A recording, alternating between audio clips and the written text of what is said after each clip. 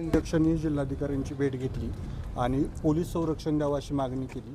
तुम्ही प्रत्येक अधिकाऱ्याला टार्गेट करतात, त्यांच्या कामामध्ये अडथळे आणतात, अधिकारी किंवा कॅबिनमध्ये नसताना तिथं जाऊन बसलं जातं, कुठल्याही टेंडर तुम्ही पूर्ण करू शकत नाही। त्याच्यावर काय म्हणणं आहे तुमचं? नाही, नगराध्यक्षांनी जर संरक्षण मागितलं असेल तर त्यांचं जे मागितलेलं संरक्षण त्याला आमचं पूर्ण सहमत आहे। कारण काय झालं आहे, आमच्या सभागृहात आता 302चे पण आरोपी काही जण ज्यांच्यावर आरोप होते असे लोक पण त्या ठिकाणी येऊन बसलेले आहेत। आणि नगराध्यक्षांनी प्रशासकीय अधिकाऱ्यांना संरक्षण द्यावं यासाठी मागणी केली। हो ना, मग त्यामुळेच म्हणतोय ना मी की तिथं 302चे पण ज्यांच्यावर आरोप होते असे पण लोक तिथं सदस्य आहेत। त्यामुळे त्यांनी जी मागितलंय त्यात काय चूक मला काय वाटत नाही।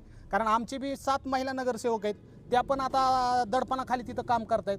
म्हणून आम्ही पण आज जिल्हाधिकारी साहेबांना मागणी केलेली आहे की नगरसेवकांना तिथं आता संरक्षण देण्याची गरज आहे। त्यामुळे त्या ठिकाणी जी मागणी त्यांनी केलेली आहे ती पण आम्ही आज पण संरक्षणाची मागणी केलेली। त्याच्यात मुळात तुमच्यावर जे त्याने आरोप जे आहेत, मुख्याधिकाऱ्यांच्या कॅबिनमध्ये बसणे किंवा आरवची भाषा वापरणे किंवा कर्मचाऱ्यांना बोलणे भाषा असणे, त्या भाषेचा स्तर खालचा असतो, अशा पद्धतीचे त्यांचे आरोप आहेत। त्या आरोपाला तुमचं काय उत्तर आहे?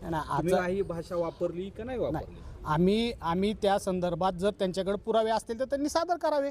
आणि आम्हाला उपनगराध्यक्षांना त्या ठिकाणी कॅबिन नसल्यामुळे आम्ही मुख्याधिकाऱ्याच्या कॅबिनमध्ये त्यांच्या परवानगीनं जाऊन बसलो होतो। आणि जर बसलो असतो त्या ठिकाणी आम्ही मुख्याधिकाऱ्याच्या खुर्चीवर तर बसत नाही, तिथं उलट नगराध्यक्षांनी मुख्याधिकाऱ्याच्या खुर्चीवर बसून रील्स टाकलेले आहेत।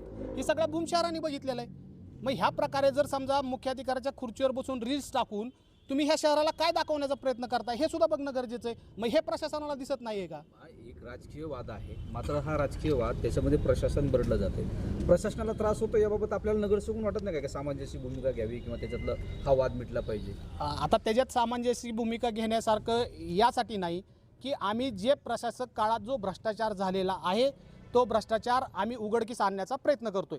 त्यावेळेस आत्ताचे जे सत्ताधारी आहेत ते सत्ताधारी पण सत्तेत नव्हते आणि आम्ही पण नव्हतो।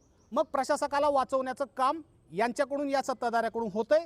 त्यामुळं आम्हा नगरसेवकांना टार्गेट करून आमच्यावर खोटे आरोप करून आम्हाला कुठंतरी अपात्र कसं करता येईल यासाठी हा सगळा चाललेला खाटाटोप आता दिसतोय, असं तरी प्रथमदर्शी निदर्शनात यायला लागलेलं। वाटत नाही का सामंजस्य भूमिका घ्यावी किंवा त्याच्यातलं हा वाद मिटला पाहिजे? आता त्याच्यात सामंजस्य भूमिका घेण्यासारखं यासाठी नाही की आम्ही जे प्रशासक काळात जो भ्रष्टाचार झालेला आहे तो भ्रष्टाचार आम्ही उघडकीस आणण्याचा प्रयत्न करतोय। त्यावेळेस आत्ताचे जे सत्ताधारी आहेत ते सत्ताधारी पण सत्तेत नव्हते आणि आम्ही पण नव्हतो। मग प्रशासकाला वाचवण्याचं काम यांच्याकडून या सत्ताधाऱ्याकडून होतंय। त्यामुळं आम्हा नगरसेवकांना टार्गेट करून आमच्यावर खोटे आरोप करून आम्हाला कुठंतरी अपात्र कसं करता येईल यासाठी हा सगळा चाललेला खाटाटोप आता दिसतोय, असं तरी प्रथमदर्शी निदर्शनात यायला लागलेलं। मुख्याधिकारी किंवा नगर परिषदेचे जे हे असतात, जिल्हाधिकारी ज्यावेळेस स्वतः पत्र देतात त्यावेळेस ही खरंच गोष्ट गांभीर्याने घेतली जाते। त्यामुळं हे प्रकरण एक वेगळ्या प्रकरणात, तुमचं राजकारणाच्या ठिकाणी राजकारण वेगळं, पण ह्या प्रकरणात मुख्याधिकाऱ्यांना जो त्रास होत आहे त्याबाबत खरंच त्रास झाला आहे, तुमची काय त्यातली बाबा भूमिका आहे की त्रास होत असेल तर त्रास द्यायचा नाही किंवा झाला आहे असं काय वाटतं त्यातलं? मुख्याधिकारींना मी तर आश्चर्यचकित झालो, कारण मी मुख्याधिकाऱ्यांना त्या दिवशी धाराशिवला येताना मी स्वतः फोन करून बोललो। आता आमच्यातले काही नगरसेवक आहेत, माझं तर मुख्याधिकाऱ्यांना तुम्ही जसं म्हणताय की मुख्याधिकाऱ्यांनी हे खोटे आरोप का केले ह्याची सुद्धा नार्को टेस्ट झाली पाहिजे की बाबा ही मुख्याधिकाऱ्यांनी खोटे आरोप का केले। काही नगरसेवक तर आमची ती ओळखत सुद्धा नाहीत। समजा एखादा दुसरा नगरसेवकाबरोबर त्यांचा वाद असू शकतो हे मी मान्य करतो, पण काही नगरसेवक आमच्यातले जे आहेत ते कधी नगरपालिकेत पण जात नव्हते। मग अशा नगरसेवकांची नावं घेण्याचं त्याच्यात मोटिव्ह काय होता हे सुद्धा बघणं गरजेचं आहे। मला असं वाटतंय की मुख्याधिकाऱ्यांना कुणीतरी दबाव टाकून ह्या सगळ्या गोष्टी करायला लावलेल्या आहेत। आणि आमचं तर जिल्हाधिकारी साहेबांना असं विनंती आहे की मुख्याधिकाऱ्यांना परत एकदा चौकशी करावी की तुमच्यावर कुणी दबाव टाकला आणि तुम्हाला ह्या गोष्टी करून आणायला भाग पाडलेला आहे। तर दुसरा एक विषय, आता निरीक्षकाबाबत पण अशीच भूमिका घेतलेली आहे, त्यांची पण बदली करा अशी मागणी आपल्याकडनं केली जाते। भूम पोलीस निरीक्षकांच्या बाबतीत आम्ही एकट्याने भूमिका घेतलेली नाही।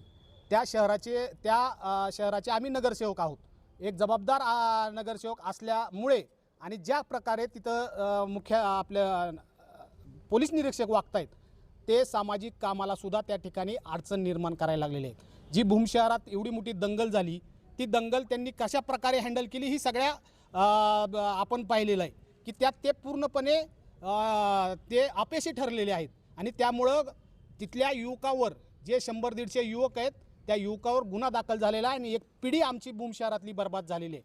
मग अशा वेळेला जर तुम्ही एका बाजूला जर ह्या गोष्टी करत असताल आणि दुसऱ्या बाजूला सगळे ऐवत धंदे जर चालू राहत असतील तर ते ह्या शहरात भूम शहरातील नागरिक तो कधीही हे चालू देणार नाही. म्हणून पोलिसांचं याच्यावरती असं म्हणणं आहे की जे त्याच्यात दोषी होते त्या लोकांवरती गुन्हे दाखल करतायत, ते गुन्हे दाखल होऊ नये म्हणूनच हा सगळा कडाडून केला जातो. आम्ही तर पहिल्या दिवशी ज्या दिवशी ही बैठक पोलीस स्टेशनला झाली त्या दिवशी आम्ही सांगितलं होतं जे त्या ठिकाणी व्हिडिओ दिसतायत अशा एकाही आरोपीला पोलिसांनी सोडू नका, त्यांच्यावर गुन्हाच दाखल झाला पाहिजे, त्याबद्दल आमचं दुमत नाही. पण ही गुन्हा दाखल होत असताना ही दंगल मुळात का झाली आणि त्याला काय कारण आहेत की ती त्यावेळेस पोलीस प्रशासन त्याला हँडल नाही करू शकलं.